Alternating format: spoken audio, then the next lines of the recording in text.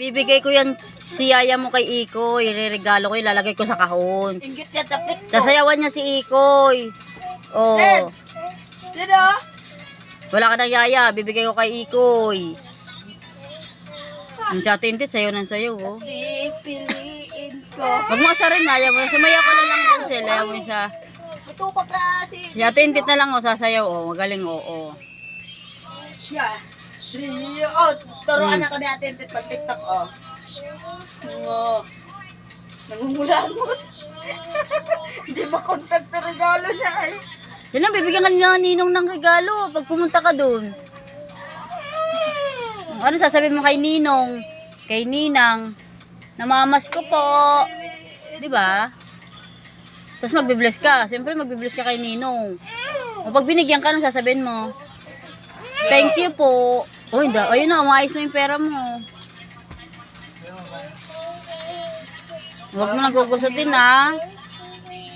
O, sayo na. Habang may hawak ka niyan, dali. Sabi mo, dami ako pera. Ganyan, no? Kev. Pipiliin ko. Ganito dito. Ayos yan. Kasi nga, Ganyan mga pera dito. Yeah. May nagusot na kasi. Ko. Dami ako pera. Sabi natin. Dami pera. Monkey? Oh, monkey nga yan. Nasayaw si monkey. Sabi ni monkey. Gaganito. Manangungulangot. Kawali ba yan dyan? Hindi makontak ka. Kabilet. Oh, dami ang pera. Oh.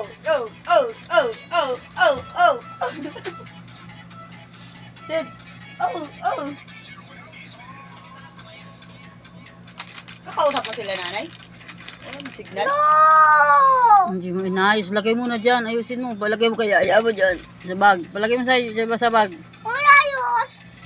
Ayusin mo. Mapupulit yung pera. Wala na tayong pambayad sa ano.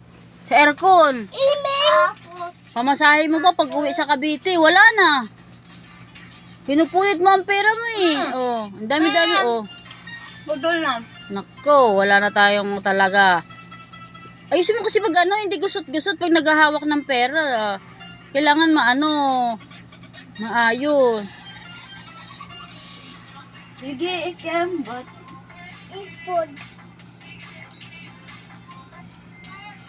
Ay, nilipat mo. Ata doon na nasa iyo si Cedric.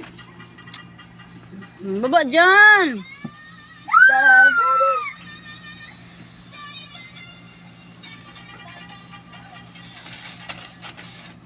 Mahulog ka nga dyan. Ibaba mo lang yung pampers. Ay! Talaga. Natalo ka na tintit oh. Nasa iyo sa tintit oh. Ed, dami ako pera. Ah.